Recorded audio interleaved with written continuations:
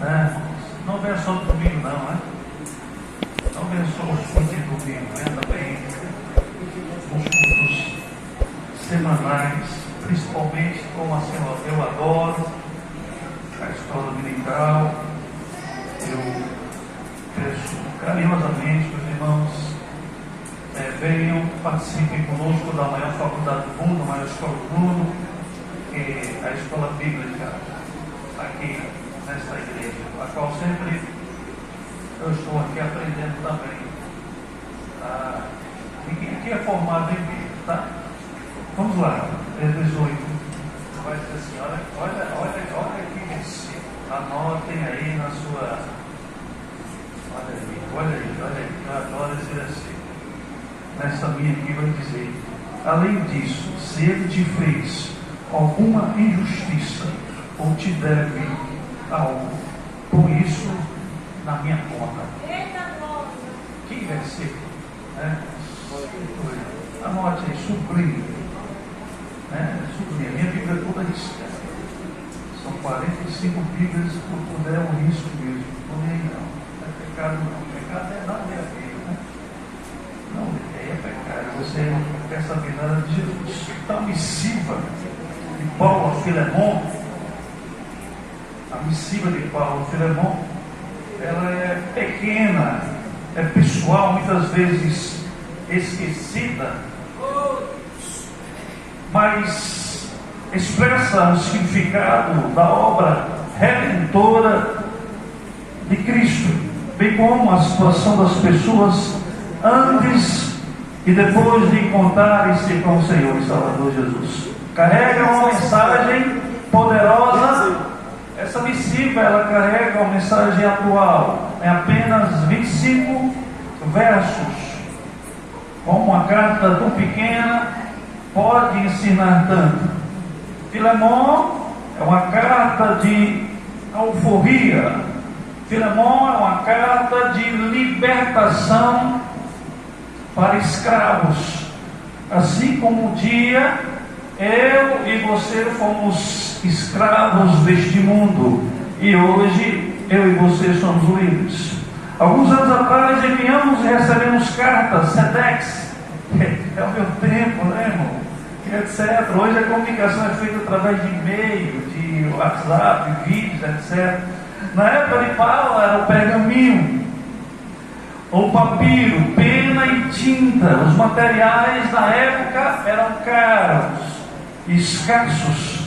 Não tinha rádio, TV, internet, jornal. Não tinha também a Bíblia impressa como eu e você nós temos hoje a Bíblia impressa. E como eu costumo dizer na escola bíblica, nós temos acesso à Bíblia impressa. Nós não lemos. Nós não lemos. Do século I ao século XV não tinha nada impresso.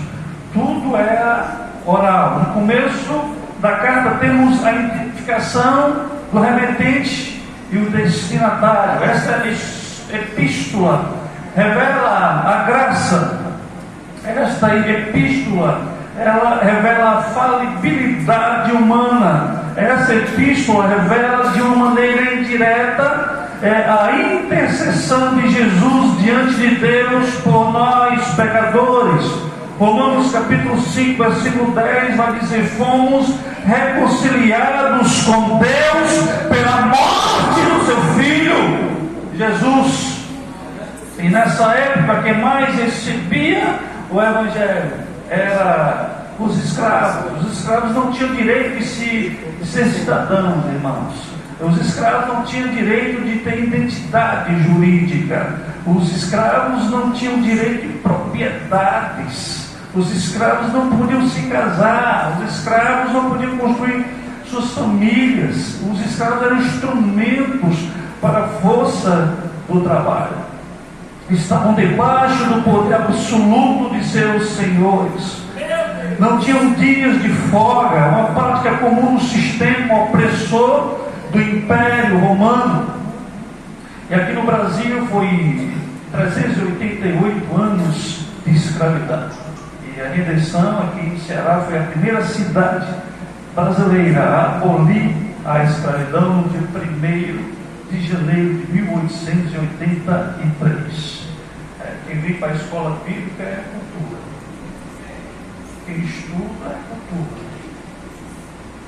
Quem não estuda não sabe nada. Não sabe nem o que é hoje, como costumo dizer, né, irmão? Então estude, irmãos. Leia, irmãos. No livro de Deuteronômio, capítulo 23, versículo 15 e 16, Deus já havia dito que se o escravo fugitivo, fugindo da opressão, receba ouro em sua casa. Deus há muito tempo atrás já havia dado uma lei que favorecia o estrangeiro da sua opressão. Era como se fosse uma lei de asilo político, era como se fosse uma lei de anistia. E Deus já havia escrito isso através de Moisés, ainda todo mundo. Olha que coisa interessante. Olha que coisa interessante. E quantas pessoas hoje são escravos do pecado. Meu Deus, agradeça a Deus porque você é livre. Glória a Deus! Agradeça a Deus. Você está aqui na casa de Deus. Oh, glória a Deus! A carta de Filemão era tão pequena que os exegetas preferem chamar de bilhete. Anote isso aí também. Caneta e papel. Tá? Essa carta também é chamada de bilhete. Se você for um leitor habitual da Bíblia, você vai perceber que nenhuma outra carta de Paulo ele se comporta nessa carta. É uma carta menos pastoral e mais paternal. É uma carta menos apostólica e mais amorosa. O Paulo ponderado nas cartas fortes e doutrinárias não se apresenta aqui. Se apresenta aqui um Paulo pai, carregado de amor inexplicável por um escravo efujão chamado Onésimo. A Bíblia ela foi escrita num período de escravatura machista, racista e discriminatória. Mas a Bíblia não fortalece esses discursos, porque o Evangelho é libertador e continua sendo libertador. Paulo escrevendo a carta aos Gálatas, capítulo 5, versículo 1, vai dizer que Cristo nos chamou para a libertação, para a liberdade. Todos nós éramos escravos do pecado, mortos, condenados, fugitivos, perdidos. Agora você foi achado e liberto, transformado e mudado no nome de Jesus, irmão. Glória a Deus. Você foi curado, agora você tem vida pelo sangue. Antes você era um fugitivo, estava perdido e Jesus te achou. O primeiro ponto do versículo 1, versículo 3, aqui é uma pregação textual. Paulo começa a carta nivelando todos os irmãos como só. Ele cita Áfia como uma mulher de referência para aquela comunidade, provavelmente esposa de Filemão. Ele começa a carta igualando a todos. Ele está lançando a semente daquilo que ele vai falar. Em Cristo todos nós somos iguais. Jó capítulo 33, versículo 6 vai dizer: aqui estou eu, um homem como você diante de Deus. Eu também fui feito de barro. Então para de querer ser melhor do que o outro, irmãos. Eu e você somos pó, somos barro. Barro, e ninguém é melhor aqui do que o outro. Todos nós estamos nivelados. Somos pecadores, somos iguais. Paulo está falando isso aqui. Paulo nessa carta não fala de valores em espécie. Ele nem toca em escravatura, que era um negócio comum na época no Império Romano. Ele desenvolve a transição da escravidão para a comunhão. Essa carta aborda temas profundos, como perdão, reconciliação, e o poder transformador do Evangelho. Paulo vai escrever em Colossenses capítulo 2, versículo 14: Jesus cancelou o registro de acusações contra nós, removendo-o e pregando-o na cruz. Então Cristo, ele removeu, ele cancelou, irmãos, o teu pecado. Aleluia. No ponto 2, no versículo 4 ao versículo 7, quem foi Paulo? Quem foi Filemão? E quem foi Onésimo? Quem foi Paulo? Pela avaliação humana, ele seria o maior pastor, o maior apóstolo, o maior evangelista, o maior pedagogo, o maior escritor. Quem percorreu regiões mais remotas do que Paulo? 16 mil quilômetros, visitou 32 países, 54 cidades e 9 ilhas. Quem plantou mais igrejas do que ele? Quem influenciou a história do cristianismo do que ele? Quem deixa na história da humanidade um legado tão quanto Paulo? Quem escreveu mais cartas do que ele? Quem ganhou mais almas do que Paulo, irmãos? Na história do cristianismo, não tem, irmãos. Mas quando ele vai falar dele mesmo, ele diz: eu sou o menor, eu sou o principal dos pecadores, eu sou um prisioneiro de Cristo.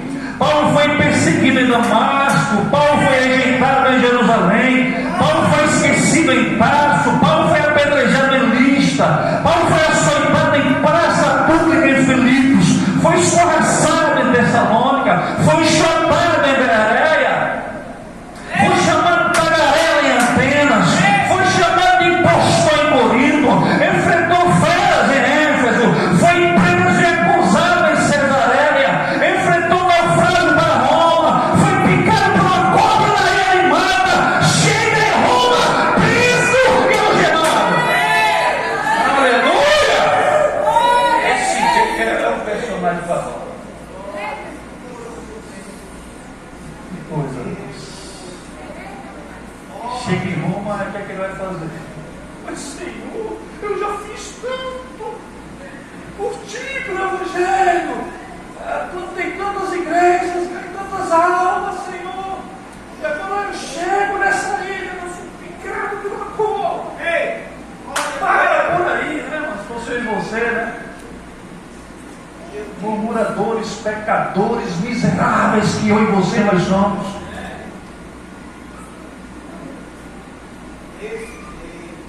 Eu gosto de palavras fortes, porque nós somos pecadores, miseráveis. Mas Paulo chega em Roma, o que ele faz? Ele vai escrever cartas. E uma das cartas é essa daqui. Na verdade, 5 cartas. E uma delas ele escreve para Filemão. Mas ele deixa registrado em Filipenses capítulo 1, versículo 12. Meus irmãos, quero que vocês saibam tudo que me aconteceu. Olha aí, anote esse versículo. Tem sido para o progresso do Evangelho. Tudo que aconteceu comigo, meus irmãos, foi para o progresso do Evangelho.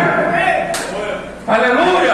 Ele vai dizer na frente, capítulo 1, versículo 21. Para mim o viver é Cristo e o morrer é lucro.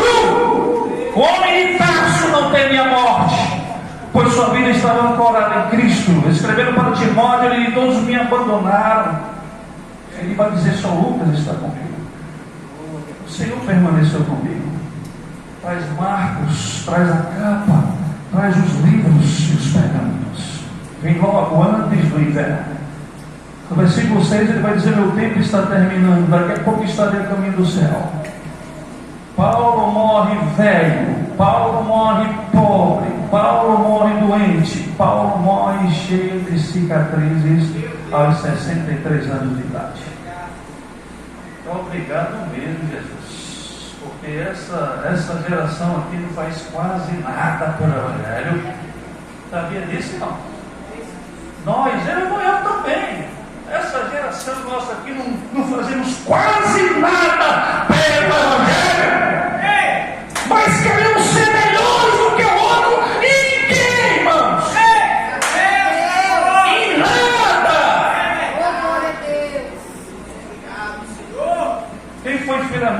converteu através da pregação de Paulo, quando esteve em Éfeso. Filemão era rico, fazendeiro, tinha muitos escravos em Colossos. Em sua casa funcionava como uma igreja, um homem generoso. Tinha a mão aberta para abençoar missões. Nesse tempo o evangelho estava crescendo, não existia grandes templos. Por isso que a igreja vai crescer nos lares. A igreja era nos lares, porque não tinha igreja, só sinagogas. E quem foi Onésimo? Era um escravo que provavelmente havia roubado, provavelmente, a Bíblia não vai falar isso, segundo os historiadores, só vamos saber quando chegarmos no céu. Provavelmente roubou seu senhor Filemão. Em Colossos, depois foge para Roma, que era o esgoto de toda a miséria e vício no mundo antigo. Uma cidade com 1 milhão de pessoas, quase metade da população do todo o Império Romano era composta de pessoas escravizadas. Aproximadamente 25 milhões dominados e servindo a diversos senhores. A distância de Colossos para Roma era de aproximadamente 2.000 quilômetros de distância. Ele foge de Colossos para Roma, possivelmente aqui alguém, ele e Filemão não vão me encontrar, porque ele pensava assim, né? Mas acabou encontrando ninguém mais nada do que o apóstolo Paulo na prisão. E a Bíblia vai dizer, irmãos, que o homem foi criado para ser útil, para servir a Deus, mas devido ao pecado distanciou desse propósito. E Isaías, escrevendo no capítulo 59, versículo 2, vai dizer que os pecados fazem separação entre vocês e Deus. Infelizmente, né? Pensando que ia se esconder, mas ninguém se esconde de Deus, né? Ninguém se esconde de Deus. Ninguém se esconde de Deus. Deus sabe onde você está. Deus sabe o que eu estou fazendo, o que você está maquinando. Não se esconda, irmãos. Não adianta se esconder. Não faça como Onésimo, que saiu de Colossos e eu vou me esconder lá em Roma e ninguém vai me achar. Ninguém vai me achar. E de acordo com a lei romana, o escravo que fugisse poderia ser marcado no rosto ou até executado. Tá? E se Paulo se apropriasse de Onésimo, ele seria levado à justiça, ele ia ser morto. Tá? Martinho Lutero vai dizer: todos nós somos Onésimo. Olha aí, Martinho Lutero vai dizer: todos nós somos Onésimo. É verdade. Vivemos muitas vezes fugindo, né? Fugindo de Deus. A tradição judaica vai dizer que ele foi bispo da igreja de Beréu, Éfeso. No ponto 3 vai dizer o poder do perdão. No verso 8 ao verso 18, Paulo, agora velho, preso na prisão domiciliar, estava preso na prisão domiciliar, eu falei em Roma.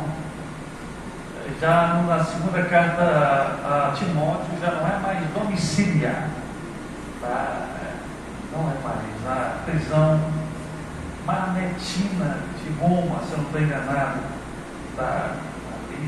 Mas ele vai estar acorrentado a um soldado romano da guarda pretoriana do Império Romano, tá? Da guarda pretoriana. Essa era uma guarda de elite do Império Romano. Não tinha como Paulo fugir, né? Mas Paulo ia fugir. É interessante, né, Paulo, para isso, né? Podia escrever, pregar, receber visitas com autorização do governo romano, mas não podia sair. Nesse encontro com Onésimo, ele se converte a Paulo, se converte. E Paulo manda a carta para Filemão através de Onésimo. Com a carta de Colossenses, também, capítulo 4, versículo 9, envio Onésimo, um irmão fiel e amado como um de vocês.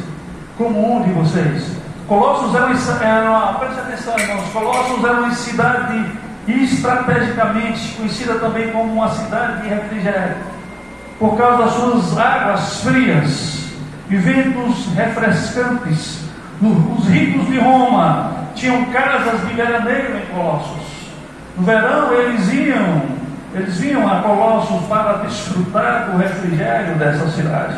E perto ficavam mais duas cidades, perto de Colossos, que era Laodiceia e Herápolis, que era conhecida como cidade das águas milagrosas, porque das rochas minavam águas termais quentes, e as pessoas que tinham problemas de saúde iam até Herápolis para banhar-se nessas águas e serem curadas.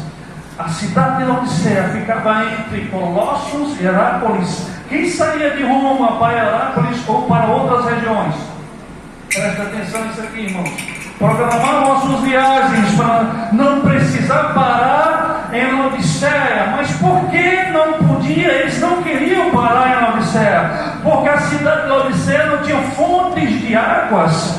As águas de Laodiceia vinham por tubulação da cidade de Colossos, e quando chegava em Laodiceia, a água estava morna. Então, se o viajante estivesse com muita sede, ele pegava a água apenas para bocejar e jogar fora.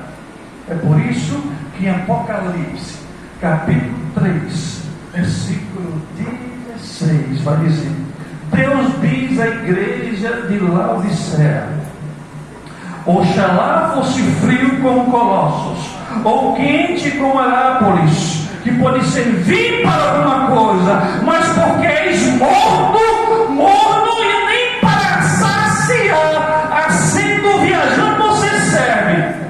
Aí a Bíblia termina dizendo: portanto, vomitar-te-ei da minha boca. Porque para nada serve. Ninguém queria parar em Laodiceia. É perigoso se nós somos mornos, seja quente ou frio. E se você for morno, ele vai vomitar da sua boca. Então Paulo diz: olha, estou mandando você, Onésimo, a quem ganhei nas minhas prisões. Ele lá na prisão vai escrevendo. Antes ele foi inútil para você, mas agora ele é útil. Peço que você perdoe, porque você me deve a sua vida. Receba-o não como escravo, mas como um irmão fiel, como um companheiro, como um obreiro, mas como uma pessoa presa tem autoridade. Como é que essa pessoa que estava presa, irmãos, na prisão tinha autoridade?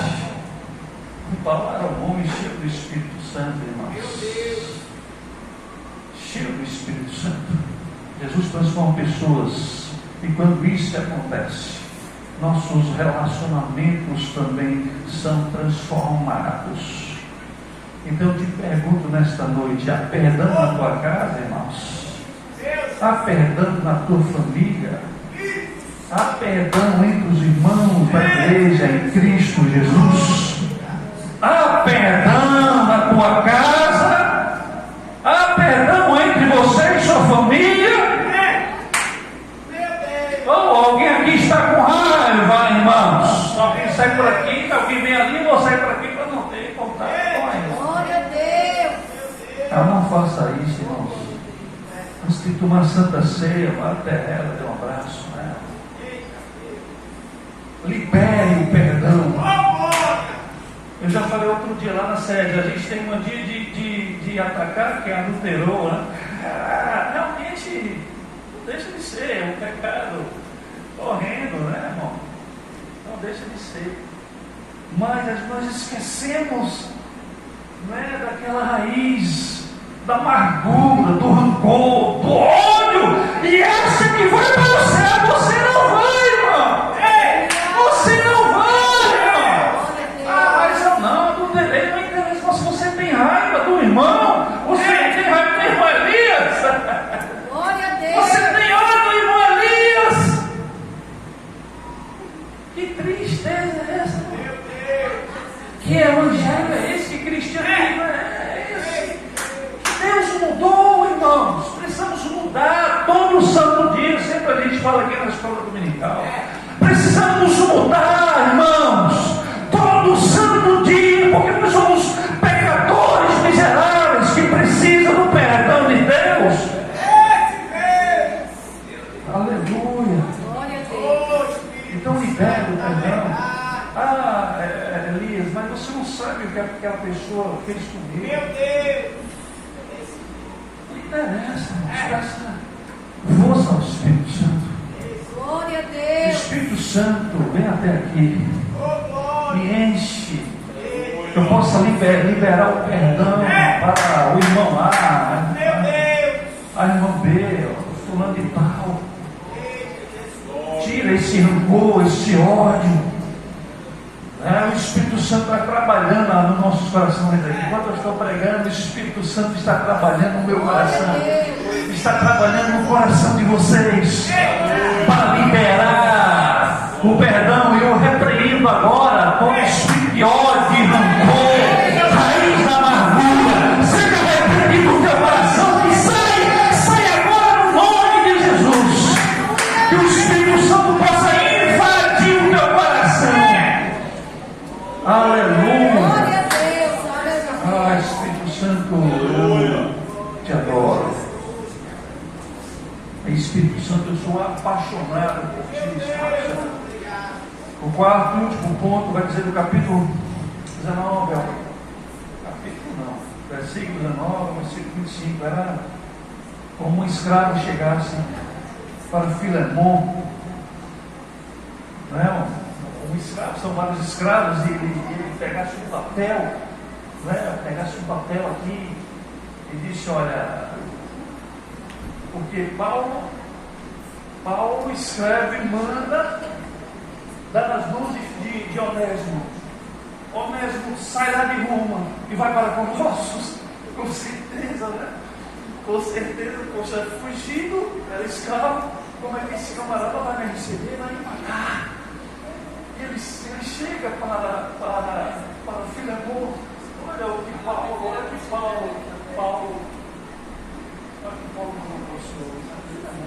não está entendendo?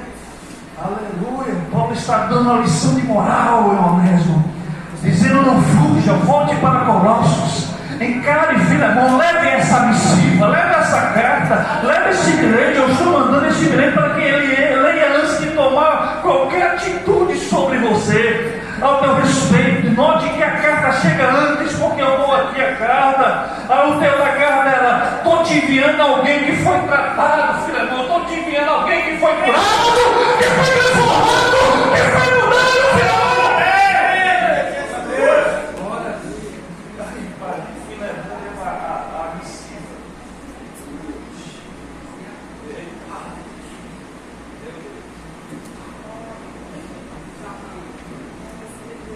Desarmou, a palavra é essa, desarmou.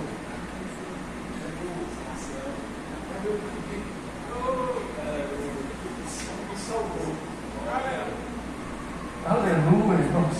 Leia essa carta depois com mais minúcias. Paulo está desorganizando toda a argumentação de Filemon acerca de Onésimo, porque se Filemon pega Onésimo, tinha matado. Olha o nível da carta. Eu pago a conta de Onésimo, eu pago a conta, eu pago a conta, eu pago a conta. Ele te causou de dano, de prejuízo, Filemon, eu pago a conta. Jesus pagou na cruz a nossa conta, irmãos. Obrigado, Deus. Ele vai dizer: mas se você quiser cobrar, faz a conta de tudo quanto tu me deves. Abata a dívida de Onésimo na dívida que tu tens comigo. Porque quando você somar, você vai perceber que você me deves. Isso aqui é forte. A tua própria alma. Tu me deves a tua própria vida. Paulo estava lembrando a Filemon que em algum momento da sua vida ele estava em risco. E Paulo foi um instrumento, um canal de transformação, de salvação, um canal de bênção, um agente de milagres. Seja um agente de milagres, irmãos, para essa comunidade. Seja um agente de milagres dentro da tua família. Paternidade espiritual é aquele que adota alguém espiritualmente, cuida, intercede e trata como estivesse tratando o seu próprio coração. Então alguma coisa, adote alguém, interceda por alguém, cuide de alguém, irmãos. Cuide de alguém que está para o que tem gente precisando de outras pessoas, apenas de um abraço. Faça por ele o que você iria fazer por mim. Trate-o como você trataria o meu coração sobre a mesa. Onésimo agora era emancipado, tinha direitos. Um cara que não tinha direito, não tinha nada, era um fugitivo, irmão. Agora é emancipado, agora Onésimo tem direito, agora Onésimo é livre, agora Onésimo é independente. Olha, Filemão, receba um círculo familiar. O que Paulo está dizendo é: se você é machucado, você estará machucando o meu coração. Paulo toma a paternidade de Onésimo num nível tão profundo, que Onésimo agora é o seu coração. Agora a pergunta é: nós como igreja, amamos nossos filhos espirituais, irmãos? Ou eu e você somos do tipo que você é meu irmão na fé, meu filho espiritual, só quando você atender às minhas expectativas? Hein? Se você atender às minhas expectativas, tu é o meu filho espiritual, tu é o meu obreiro, tu é o meu irmão Cristo, porque tu atende às minhas expectativas. Vocês estão entendendo, né, irmão? O toma lá da cara, né, irmão? E não é isso que a Bíblia nos ensina, né, irmão? Gálatas capítulo 4, versículo 19, vai dizer: meus filhos, estou sofrendo as dores de parto por causa de vocês, até que Cristo seja formado em vós. Que lição de moral! Eu vou repetir: meus filhos, estou sofrendo as dores de parto. Imagine você que é mulher, graças a Deus que eu não sou, né? Eu não tinha como essa dor de parto, isso é uma coisa séria. Não dá, não dá. Não dá, tomou um minuto de hospital. Pode até de uma injeção, viu? Não posso não. Isso é fobia. Imagine só, meus filhos, estou sofrendo a dor de parto por causa de vocês, até que Cristo seja formado. É mais. Paulo escreveu uma carta de Colossos, capítulo 4, versículo 9: eu vos envio, Onésimo. Ou seja, receba o homem da melhor maneira possível. Receba. E Filemão, eu lembro, viu, irmão? Receba o homem da melhor maneira possível. Ele agora faz parte do ministério. E o que isso significa? Que Deus pode pegar alguém, que eu e você, preste atenção, pastor Célio, irmãos, igreja. Deus pode pegar alguém que eu e você estamos desprezando, que não queremos mais, presta atenção, e transformar em um mensageiro da verdade. Então, não menospreze, só para nós aqui, não menospreze ninguém. Deus, mais na frente pode, olha. E você ficar com queixo.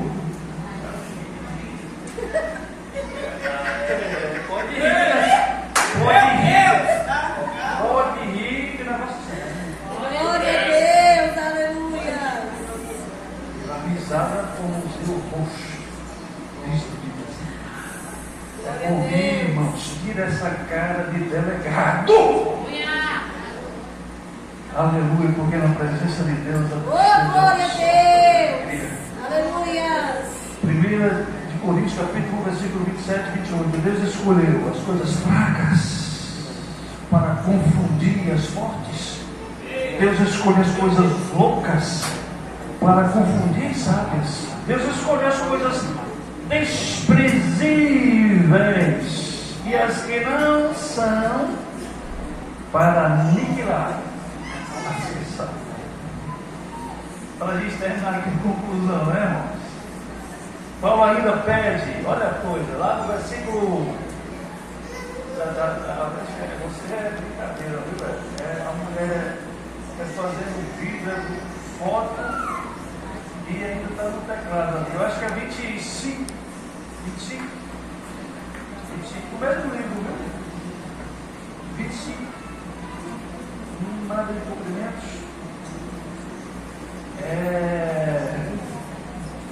25, 22, uma pousada,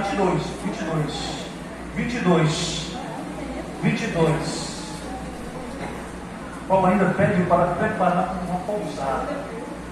22 de Filemon, me ajude. Filemon, tá? Pede para preparar uma pousada. Um quarto para ele. Olha que coisa, né? Paulo inclui. Olha, presta atenção. Paulo inclui Onésimo entre pessoas importantes, como o Dr. Lucas. Olha aí, o cara que não tinha nada. O cara que não tinha nada, era fujão. Escravo não tem nada. Escravo, fez uma pessoa escrava, não tem nada. Aí Paulo escreve, Paulo coloca no mesmo patamar. Presta atenção, Paulo, em sua carta, coloca Onésimo, que era um zero à esquerda, coloca Onésimo na mesmo patamar do Dr. Lucas, Epáfras, Priscila, Áfia, Febe Júnior. Assim também a igreja precisa incluir a todos no projeto do reino